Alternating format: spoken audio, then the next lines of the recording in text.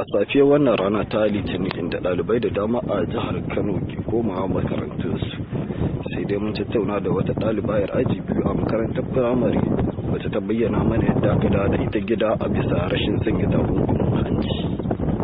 Yarinya mai suna Laurisa ta ce makarantar tasu ana kora yara gida domin rashin sanya takunkumi, ba ma a barin su shiga cikin harabar makarantar har sai an sanya takunkumin domin kariya daga cutar coronavirus.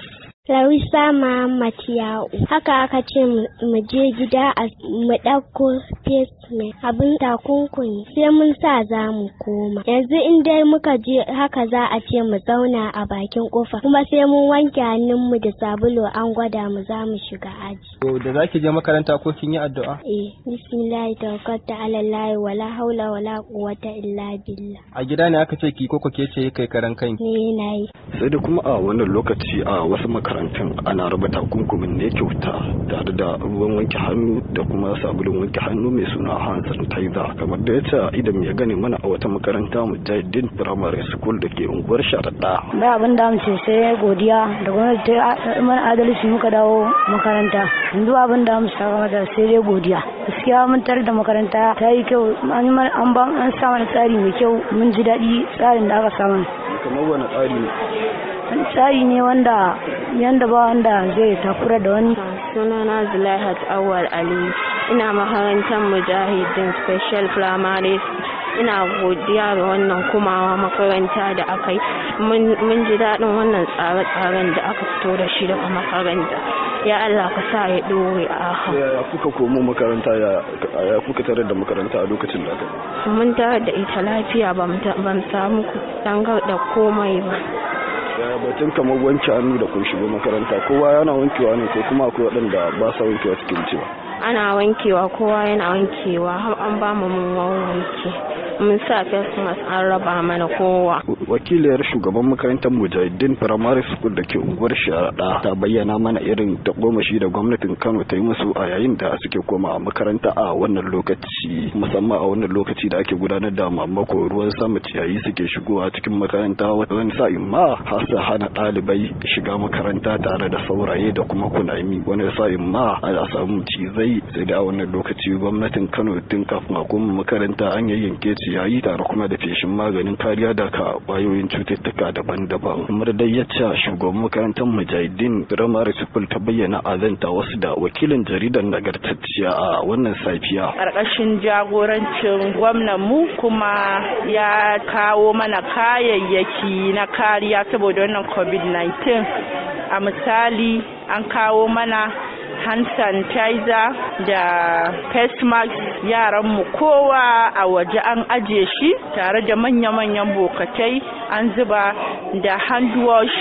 Kowane yaro ya samu sai ya sa an wanke hannu sannan a shigo makaranta.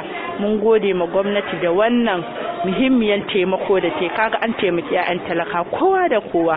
Malamai an ba su, ɗaliban an ba su daga NECC har 'yan firamare.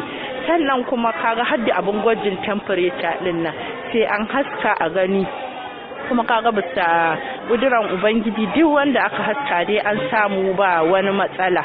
Komai gashi nan ga kayayyakin nan duka wanda gwamnati ta kamuna ma gwamnati godiya. Kamar yaya batun ba da tazara kenan a makaranta? Batun ba da tazara kamar yadda gwamnati ta ce a yi haka muka yi. To ka san da yake iyaye duk kowa kosa da makarantar yaran mu sun zo yanda suka saba, to sai aka tsayar da su a waje, aka bi umarnin yanda gwamnati ta ce abu 20 ne aka ɗiba primary 1, 2 sai 6 Monday Tuesday kenan. Kuma kowa ya daura face mask din su kuma yan primary 3, 4 da 5 sai aka yi musu bayani duk da kasan gwamnati ta faɗakarwa, to amma wasu ba sa ganewa, to sai aka aje mutane musamman a waje. A wannan rana kun samu kamar wasu ɗaliban waɗanda ba a wannan ranar da su zo ba a gansa a wannan lokacin sun shigo makaranta?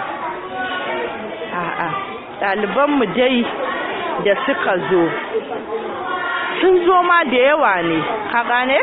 Da suka zo da yawa haka suna murna sun ji an ce gwamnati ta kaka wannan face mask din murna suke, shine sai suka ta zuwa, sai muka dakatar da su muka ce iyaka dai yanda gwamnati ta ce a yi shi za. Idan dai za a iya tuna gwamnatin Kano ta sanar da ranakun da za a koma makaranta a wannan rana, inda wasu ɗaliban kuma za su koma a wasu makonni masu zuwa, inda kuma yau Litinin 12 ga watan Oktoba aka koma makaranta domin ci gaba da karatu, amma bisa kiyayewar likitoci don gudun kamuwa da cutar coronavirus. Laliba Huisa ta bayyana mana irin halin da makaranta ta su take ciki na hana su ba da abubuwan kariya daga cutar coronavirus.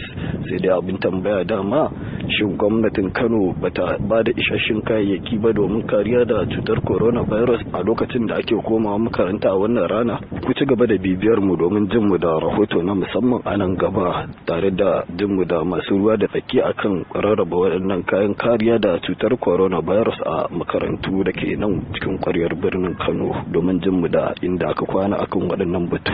Sunana Umar Abdullahi Dango nake cewa da ku ma da rahoton na gaba.